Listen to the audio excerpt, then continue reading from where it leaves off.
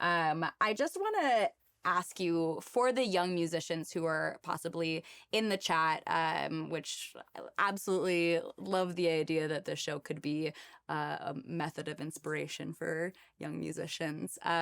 What would you say, because you signed to Capitol before you graduated high school, right? Yeah. What do you credit that like breaking into? Like what was it that got the attention, maybe? Yeah. And what do you think? Kind of, it feels like a hill that you have to go over. That's like, okay, I'm a legitimate musician. Right. Yeah. No, for sure. I feel like, when I started putting out music going into my senior year of high school, and I was just kind of like, it was during COVID, so no one was in school, so I couldn't. People weren't I know this sounds bad, but people weren't harassing me about social media because I wasn't in school. Which was a huge perk. And I know that's a large hurdle for a lot of people to get over, is if you want to post stuff on social media and be that vulnerable and post creative things online. It's like a leap of faith, because teenagers are ruthless. Like they will eat you alive, and there's just no coming back. Yeah.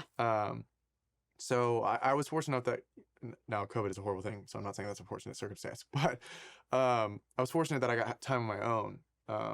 And I got to, post things on TikTok. Now, at that time, nothing was blowing up on TikTok, but it did give me a foot in the door.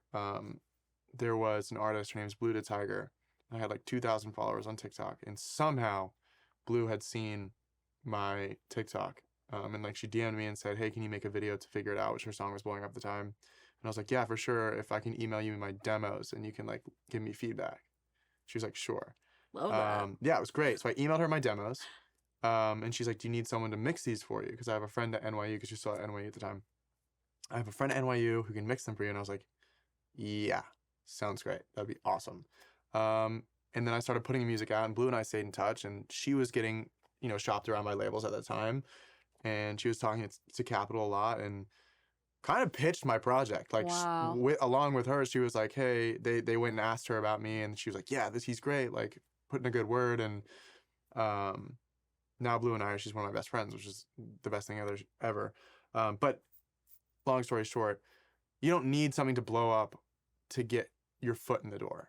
It takes one person to see you and push you into a new space, So I just recommend getting on any form of social media and just putting your feelers out and trying to put something out there into the world. And I really do believe it'll go a long way. And who knows, maybe you'll be touring Yeah. very soon. I mean, as you said, trial and error is big. There's a huge nugget of wisdom in there in asking, reaching out to people whose work that you like, and you never know what collaborations might come about it. And I love that. I mean, that is one thing that helps me feel better about this hellscape that we're living in, is but people can reach the people that they need to so much easier now. And that benefits a creative career so much. So love that. That's a great answer. Let's talk about this tour that is coming up November 6th. I think the first is the date is the 6th, I think. Yeah. 5th or 6th, one of those days. Yeah, going on tour with the greeting committee. How did you link up with them? Addie, how did Addie and I meet, dude? Oh, wait, yeah. They're signed, at the time, they were signed to Virgin, which was a sister label to Capitol. So we got connected through mutuals. And Addie reached out for me to come and write on a project of hers in Minnesota with the band Hippocampus. And Jake and I, the lead singer of Hippo, had been acquainted. Nicest guy. That whole band, they're the nicest guys on the planet. I think that you may have a friend from here in the chat, because I saw someone ask a couple minutes ago, do you listen to Hippocampus? Dude, always. I love those boys. No coincidences. No, seriously. They're the sweetest. And Jake and I knew each other, and Jake was like, yeah, come out. You can record in the studio with us. And we spent a week together and just became really close friends. And later, a couple weeks later, she's like, yeah, you should come on tour with us. I was like, yeah, no question. I'll do it. Great. Well, I love that. And I am also, it makes sense because you are young, but is touring, as I understand it to be, is pretty exhausting. And you have already done 2 tours this year with Love, Loud. Yeah. Lauv, Mhm. and Claire Rosenkrantz, who I love. That's a lot of traveling. And so I'm curious what you learned from those tours that you might bring with you on this one. Take care of yourself. That's probably the main thing. How are you going to take care of yourself? Dude, it's making sure you're not staying out late. You're getting good sleep. You're taking care of your voice. Like there's a lot of things that go into touring, and now having fun is a big part of it too. And it is a lot of fun. But I'm definitely very serious when I'm on tour. Like we have a tight team, and we keep things very tight, and we keep things running. And I feel like that's how we can do. We're doing 36 total shows this year. That's how we can do that. We can tour 3 times a year because we're all on top of each other, and we're all like, okay, how are we gonna get this done? It's not missing call times, missing bus times. Like it's making sure you're on top of it. Yeah.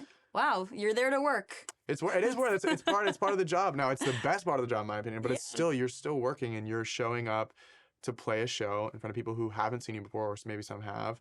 And touring can get hard because you're playing the same set every night for 20 nights or whatever, maybe more. And you can get bored of that set, but you have to remember, like, or at least for me, I had to remember this is like the people each night, every new city, they haven't seen this set before. So it's not boring for them. Yeah. So you have to pretend like if you get bored, you're like, dude, okay, wait, this is the first time seeing this. Like, this should be my first time performing it. There is nothing worse than going to a show late in someone's tour and seeing that they're burnt out and they're not giving it everything. So that's great. I'm happy that you're hydrating for it and taking care of yourself. Wow, this conversation, we blasted through this. I have so many more questions for you.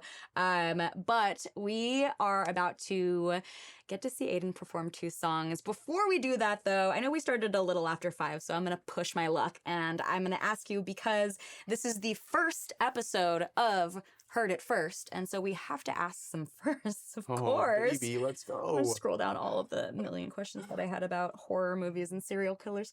Okay, what was your first concert? This is crazy. First concert was in the basement of a hotel in Portland, Oregon. 50 people was there. It was for Wallows. Whoa! Which is weird. I know, because I brought them up earlier, but it was like a random night. Me and my friend were like, oh, this new band's coming to town. They had only released 2 songs, their first 2 singles, and we just thought they were cool. And like hadn't released their first EP yet, and they ended up being, who they are today, which is incredible, but totally random. What an amazing full circle moment. I know. That's so cool. Okay, what was the first time you spent money on music? I think it was Parachutes, the album Parachutes by Coldplay, because dude, I still cry to Sparks, dude. That song makes me. My dad would play that album, or at least it would come on the radio. I remember, like, in pre-K when we lived in Tampa, every morning they would be playing Coldplay, and I just have like core memories in my head of like going to school and listening to Coldplay, that album specifically. It's a good one still. I mean, it holds up. Okay, what was the first? I know the most recent album that you listened to front to back, but do you remember what the first one is? First one, front to back, was probably Parachutes, but other than that, it was probably the Strokes album. I think it was Room on Fire. Yeah. I think that's mine too. I think Room on Fire was the first one. It's still so good. Oh God. Still so good. All of those albums are great. Aidan, you're such a sweetie. I've really loved chatting with you, and I'm sad that we don't get to the other questions that I have. But I will be picking your brain on Twitter, and I think that everybody loved this chat. Thank you guys so much for asking great questions. Everybody stay tuned. We'll be right back with a live performance from Aidan right after this.